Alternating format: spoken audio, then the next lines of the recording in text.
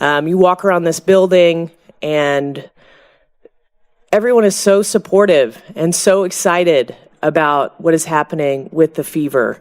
And the basketball world hasn't stopped talking about what was said in Indianapolis.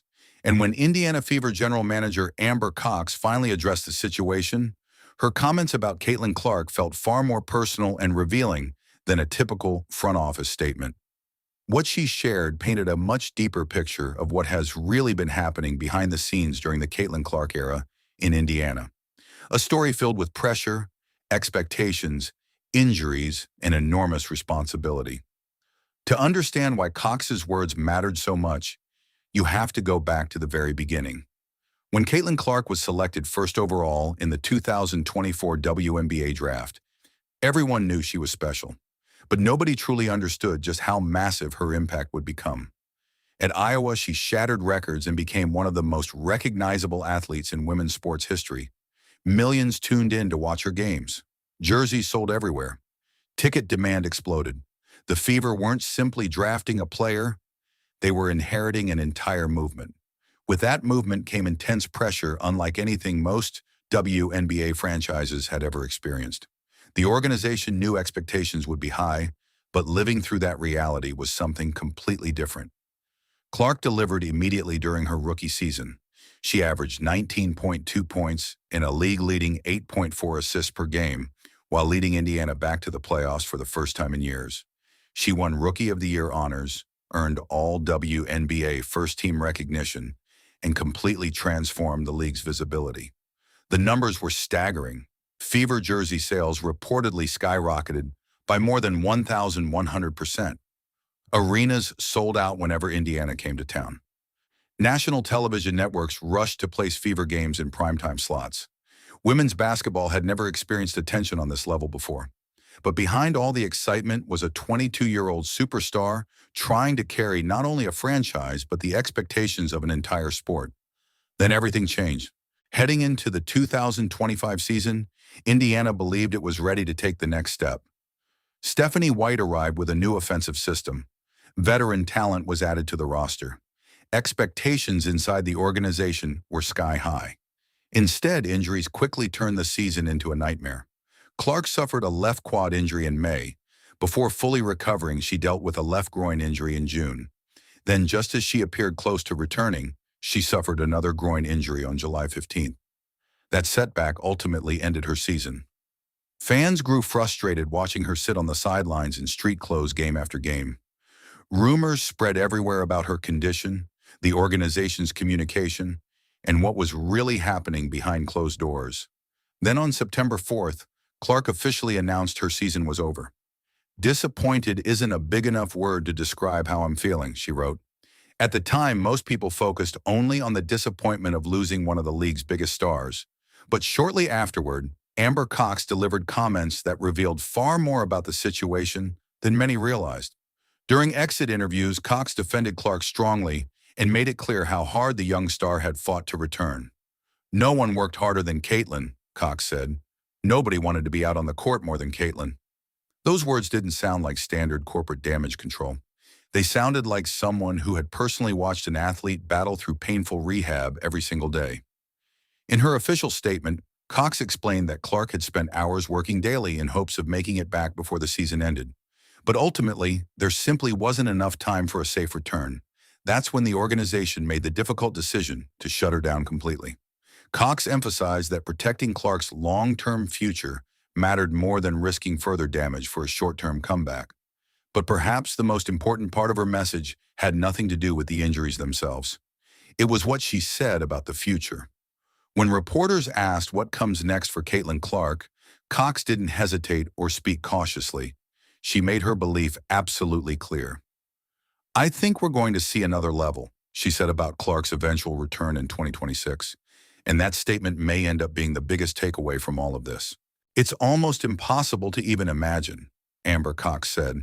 And when you look at the numbers, it becomes clear why she feels that way. Even during an injury-filled 2025 season, Caitlin Clark still averaged 16.5 points and 8.8 assists in only 13 appearances. She earned another All-Star selection for the second straight year and remained the biggest storyline in women's basketball, despite playing just a fraction of the season. That's why Cox's comments carried so much weight. From the organization's perspective, they believe Clark still hasn't reached her full potential. And if that's true, the rest of the WNBA has every reason to pay attention. But Cox's confidence wasn't based only on Clark's talent. It also came from the way Clark handled one of the most difficult stretches of her career. Many superstar athletes disappear once injuries sideline them. Fans might see them briefly before games, but most of their time is spent away from the spotlight, focused solely on rehab. Caitlin Clark took a completely different approach. Even while injured, she traveled with the team on every road trip. She stayed active on the bench during games, constantly communicating with teammates, encouraging players in real time, and remaining fully engaged in everything happening around the team. Cox praised her leadership during that period, calling her an incredible teammate despite being unable to play. Kelsey Mitchell, who shouldered much of Indiana's offensive responsibility while Clark was sidelined and averaged a career-high 22 points per game, also defended the organization's cautious approach. Mitchell explained that her own experience with injuries helped her understand why patience mattered. "I've had a lot of injuries," Mitchell said. "I've had 11 surgeries, so I see things from a different perspective." And while Clark wasn't on the court, her influence inside the locker room continued to shape the team. The more people around the Fever spoke publicly, the clearer it became that this roster had developed real chemistry, something no front office can manufacture overnight. Teammates often joked about the close friendship between Clark, Lexi Hull, and Sophie Cunningham, a trio nicknamed the Tres Leches. Others talked about Clark's consistent pregame routines with Aaliyah Boston and the strong bonds growing throughout the team. Fever president Kelly Krauskopf revealed that before the 2025 season began, the young core made a specific request to management. They didn't want the front office chasing a flashy superstar signing. They wanted the organization to protect the culture and chemistry already developing inside the locker room. "Protect the culture that we've got started," Krauskopf recalled the players saying. "That doesn't sound like a team falling apart internally. It sounds like a group that understands exactly what it has built together and doesn't want anything disrupting it." Still, not everyone outside the organization believed that narrative. Late in 2024, Hall of Famer Cheryl Swoops sparked major controversy during an appearance on Gil's Arena, suggesting there was serious tension inside the Indiana Fever organization. She implied some players were uncomfortable with the enormous attention Caitlin Clark brought to the franchise. "There's a lot of other stuff going on," Swoops claimed. "Players are like, this ain't where I want to be." The comments spread across social media almost instantly. For weeks, the story dominated conversations around the WNBA, with endless debates, reactions, and speculation. But there was one major issue with the entire narrative. No evidence ever surfaced to support it. No player publicly backed the claims. No confirmed reporting validated the rumors. And when Swoops was later asked about specifics, she admitted she wasn't actually inside the Fever locker room herself. Eventually, Caitlin Clark addressed the rumors directly during a March Madness broadcast appearance alongside Sue Bird and Diana Taurasi in 2025. Clark responded calmly but firmly, saying the only people who truly understood what happened inside the organization were the people actually inside the building. She suggested much of the outside noise came from people reacting to success rather than reality. And in the end, Indiana's performance without Clark may have been the strongest response of all. Despite losing their biggest star for most of the season, the Fever still achieved one of the most successful years in franchise history. They captured the first Commissioner's Cup title the organization had ever won, defeated the Atlanta Dream in the opening round of the playoffs, and pushed the powerhouse Las Vegas Aces to a dramatic Game 5 in the semifinals, before eventually losing in overtime. For a franchise that spent years struggling near the bottom of the standings, it was proof that Indiana had become something entirely different. The Indiana Fever came within one win of reaching their first WNBA Finals in more than a decade, and they did it without their biggest superstar on the floor. Throughout that playoff run, Caitlin Clark remained fully invested. She was constantly standing on the sidelines, calling out defensive coverages, cheering after every big basket, and supporting teammates as if she were playing herself. That's why Amber Cox's praise of Clark's leadership wasn't empty public relations talk. It reflected what everyone around the organization had witnessed firsthand. Even while injured, Clark's intensity and competitive energy still shaped the identity of the team.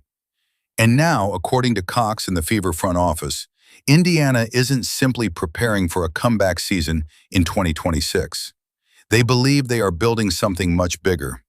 After months of negotiations between the WNBA and the Players Union, the league finally settled labor discussions in early 2026.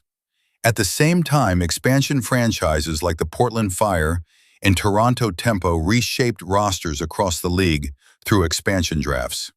Despite losing players during that process, Cox remained focused on one priority above everything else: keeping Kelsey Mitchell in Indiana.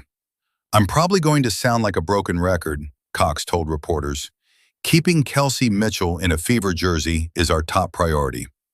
With Mitchell returning alongside Caitlin Clark and Aaliyah Boston already under contract, Indiana suddenly looks like one of the deepest and most dangerous teams in the WNBA.